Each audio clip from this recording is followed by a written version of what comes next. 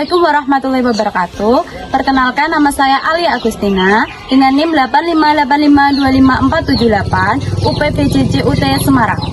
Kali ini saya akan melakukan praktikum IPA dengan judul makhluk hidup, yaitu tentang simbiosis, dengan tujuan mengidentifikasi simbiosis mutualisme, komensalisme, dan parasitisme.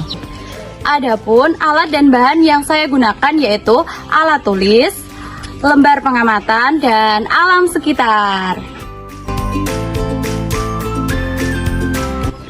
Simbiosis adalah hubungan erat antara dua makhluk hidup yang berbeda jenis. Simbiosis dibedakan menjadi tiga, yaitu yang pertama simbiosis mutualisme, yang kedua komensalisme, dan yang ketiga parasitisme. Berikut adalah contoh simbiosis mutualisme.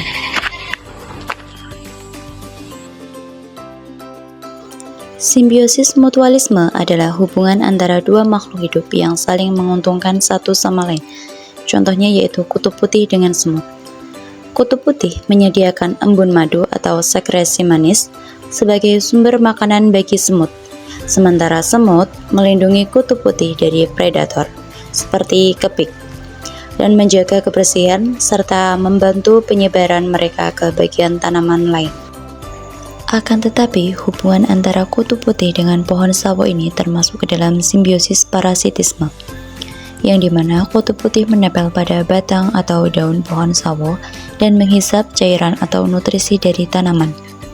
Sedangkan pohon sawo menjadi dirugikan karena kehilangan nutrisi yang penting untuk pertumbuhan. Dampaknya, daun bisa menguning dan layu, pertumbuhan tanaman jadi terhambat, serta tanaman bisa menjadi lemah dan mudah terserang penyakit.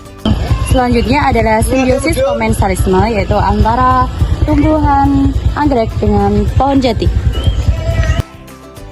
Simbiosis komensalisme adalah hubungan antara dua makhluk hidup di mana satu pihak diuntungkan, sementara pihak lain tidak dirugikan maupun diuntungkan. Contohnya yaitu seperti tanaman anggrek dengan pohon jati. Anggrek menempel pada batang pohon jati untuk mendapatkan tempat hidup dan akses cahaya matahari yang lebih baik. Pohon jati tidak dirugikan maupun diuntungkan, karena anggrek hanya menempel dan tidak mengambil nutrisi dari pohon tersebut. Selanjutnya adalah simbiosis parasitisme, yaitu antara benalu dengan inangnya. Simbiosis parasitisme adalah hubungan antara dua makhluk hidup di mana satu pihak diuntungkan sedangkan pihak lain dirugikan. Contohnya yaitu benalu dengan inangnya.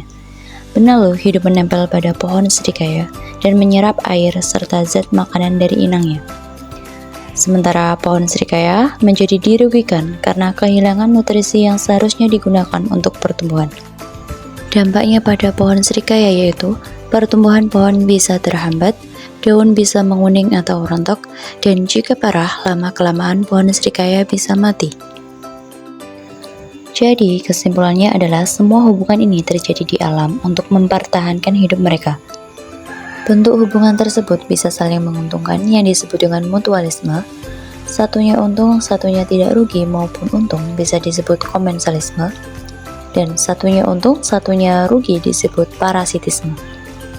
Jadi itulah kesimpulan dari praktik simbiosis saya. Saya akhiri, wassalamualaikum warahmatullahi wabarakatuh.